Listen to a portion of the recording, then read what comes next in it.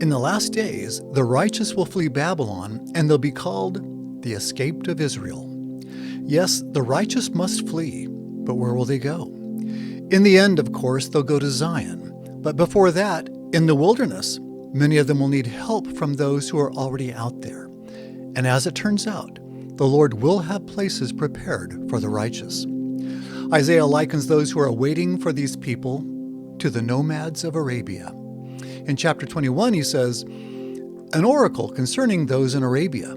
You wandering bands of dead knights who sojourn in the forests of Arabia, bring water to greet the thirsty. Meet the fugitives with food, O inhabitants of the land of Tema. For they flee from destruction, from the bared sword, the drawn bow, and the severity of war." Isaiah says these wandering people, whom he likens to Arabian nomads, will sojourn in the forests of Arabia. Believe it or not, there are forests in Arabia, mostly along the southern coast. In fact, at the end of the Arabian Peninsula, where Nephi built a ship, there are miles and miles of thick forests. But Isaiah's point is that these forests are really few and far between, and in the latter days, they'll represent those few places of refuge where the righteous may escape the Assyrian invasion. These Dedanites and the people of Tema represent those who are already out there. In the last days, some of them may be longtime residents, such as American Indians. Some may be those who were prompted to move there shortly before the invasion.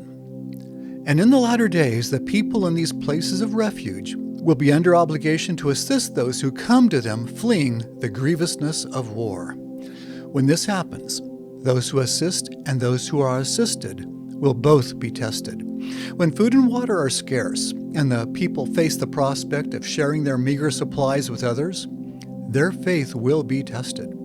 Then, if they pass the test, their faith will be increased, enabling them to perform necessary miracles in the future. Isaiah tells us how quickly this will occur. He says, "Within 1 year, as a hired worker would count it, all the glory of Kedar will be gone." The people of Kedar refers to all the desert people. And the phrase, "within 1 year, as a hired worker would count it," refers to the long hours of a laborer working when every minute seems interminable. Under the tyrant, prisoners will experience immense suffering, with minutes feeling like days and days like years.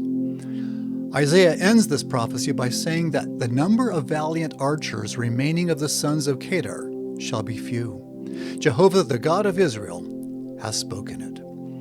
What this means is, those who choose to resist the Assyrian army will be slaughtered. The first house that fires upon the invaders will be the first house to be mortared. The first neighborhood to fight the invaders will be the first neighborhood to be obliterated. Again and again, Isaiah says that the population will be vastly reduced. So, again, who are these people? They are us.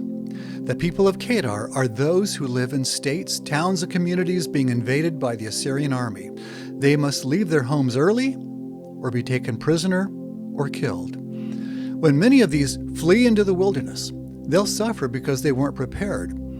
But those who are prepared to follow the Spirit will be led to those few places of refuge where others may be there to help them. And of course, the people already there, the people of Tema, will be obligated to bring water to greet the thirsty and meet the fugitives with food. So, who will we be?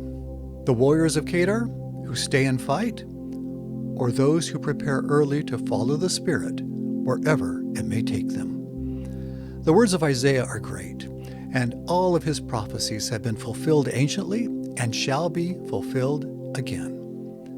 Next time, we'll consider one of the most intriguing and possibly dismaying chapters in Isaiah, the vision of the Valley of Vision. I'm Curtis Taylor with the Words of Isaiah.